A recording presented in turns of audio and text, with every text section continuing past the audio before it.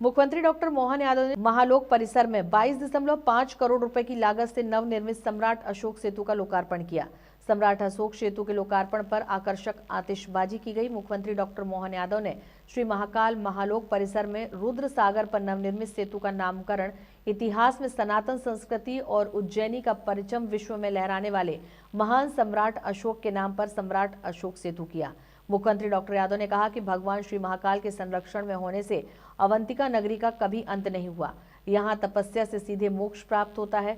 अवंतिका नगरी ने अनादि काल से भारतवर्ष और सनातन संस्कृति के ध्वजवाहकों को राजा विक्रमादित्य, राजा भरथरी, राजा अशोक आदि महान सम्राटों को संरक्षण दिया है।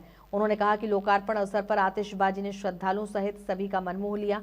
आतिशबाजी में भगवान श्री महाकाल का स्वर्ण शिखर महाकवि कालिदास के काव्यों के अनुसार चमक रहा है।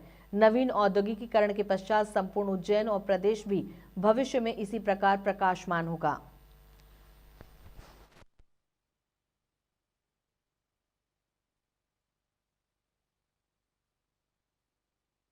मुझे इस बात का आनंद है जब हम विक्रमादित्य से वो काल जोड़ रहे हैं। राजा सूरसेन यादव से तो हमने कहा कि ये जो होटल के कक्ष बनेंगे इनके नाम भी उनके साथ जोड़े जाए। इसलिए ऐसा लगता है अशोक के नाम पर अभी उज्जैन में कुछ नहीं है, तो ये मुझे लगता है बाबा महाकाल के सेतु का नाम सम्राट अशोक पे करना चाहिए, ताकि इस माध्यम से ये इतिहास भी जाए कि हाँ अशोक उज्जैन से आए थे। आपको ध्यान होगा जो हमने महाराज ये जो अपना महामृत्युंजय द्वार बनाया उसमें उज्जैन के सारे गौरवशाली इतिहास को प्रतिमाओं के माध्यम से बताने का प्रयास किया कि सारे इतिहास केवल कागज पे लिखने से पर्याप्त नहीं होता है, इतिहास को प्रतिमाओं के अंकन से भी बताना चाहिए। राजा भोज से लगा करके उदयादित्य तक, महाराज सिंधिया से लगाकर सभी प्रकार के जो जिस काल के लोग आए उसको उस प्रकार से जीवंत करते हुए पत्थरों के माध्यम से उज्जैन का इतिहास बना करके बताया गया है। इसलिए उसका नामकरण भी महामृत्युंजय, जिसका कभी अंत नहीं हो सकता है।